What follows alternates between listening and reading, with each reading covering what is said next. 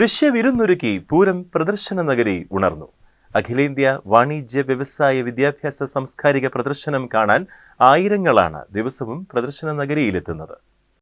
ശരാശരി 6 മുതൽ 10 ലക്ഷം വരെ ആളുകളാണ് ഓരോ വർഷവും എത്താറുള്ളത്.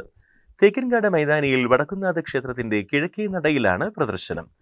180-ലധികം സ്റ്റാളുകളും 70-ലധികം പവലിയനുകളുമുണ്ട്.